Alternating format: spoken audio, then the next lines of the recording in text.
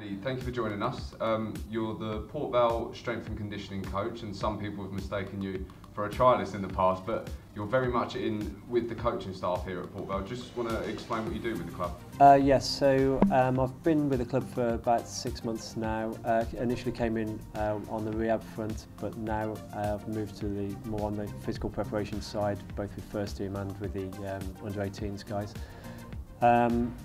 I also help Alex with some of the medical side of things as well, with that being part of my background as well. How do you find it interacting with the players and the managing staff on a day-to-day basis? Yeah, they're really good. We've got a great bunch of lads, as we all know. Great dressing room that you've got here. A new manager, and Dave Kevin, who I knew from previous job as well. They've been a breath of fresh air coming in as well. The old guys had their way. Neil and Noakes had their way of doing things. John's come in with his ideas and that, and I think we can see that the players have embraced those and we've moved on. What's it like for you as a fitness coach adapting to the new styles of management? Is it a case of you adapt to the way the new management want it, or do you sort of suggest ideas how you've previously done it? It works in the two ways. It's symbiotic really. You kind of find out from the manager what his desires are. Obviously every manager has a different way of trying to cook it, but for me I say, well, what I can offer, and if he likes that we'll go with that. If he doesn't, then I adapt to them, and it works both ways really.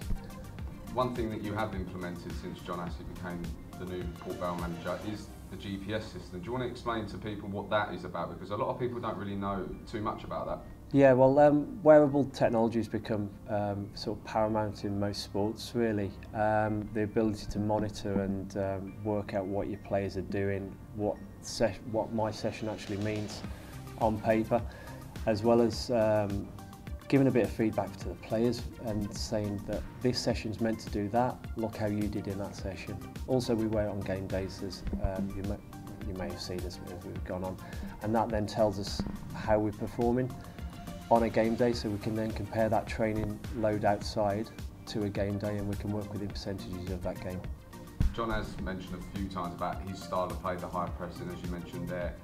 You need the fitness levels for that. Do you feel since you've introduced this new GPS system that the players are really benefiting from that, and you can see the difference on the pitch? I think it's a combination of factors, to be honest. I think we've raised intensity and put demands on the players to raise that intensity in training. Now the system itself, GPS, that just tells us whether they're doing it or not. The main drive has come from the players and the manager, if I'm being honest. I just have to augment that, and I know what helps them get to that, and John's got his ideas how he wants to get to that.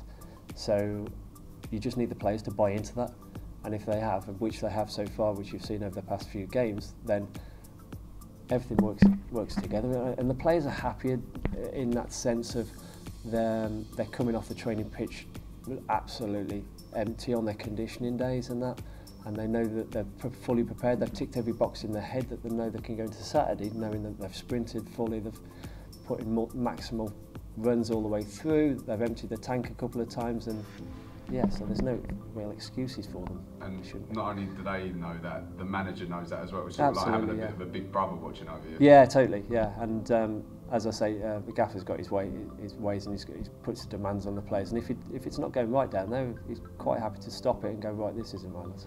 We all know what players are like as well. There's a lot of competition between them. Does the GPS system offer that sort of competitiveness amongst the players as well, sort of getting in the dressing room saying, oh, I've done a bit more than you today? Yeah, I mean, it can do, it does.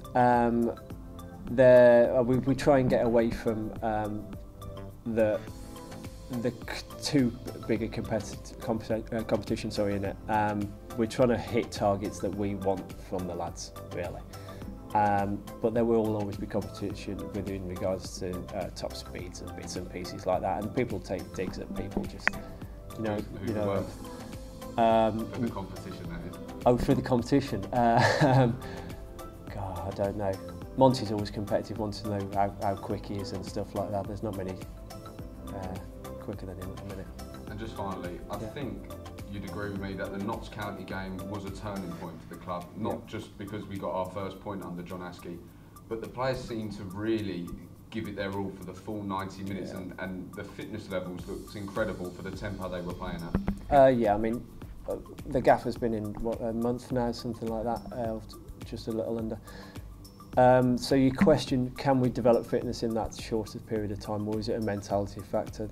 Now, good management will set that mentality that makes you believe that you can do it, and in the early stages there's a little bit of that. However, their fitness levels, as we've seen over the past couple of weeks, have been rising, and hopefully we'll continue that, and in a safe manner, because you've seen people bring these sort of things in and try and raise intensity at bigger clubs than us, and they've suffered because of it and had an injury bout. At the moment, touching all the wood in the world, we've done okay and we've done it safely, so the intensity is raising but the injury rate's staying at the same level. That game, as you say, Notts County, yeah, we're on the front foot from the off, and I think that set the precedent for what we wanted to do. Everyone recognised, yeah, that's what we've got here, and we can actually do this.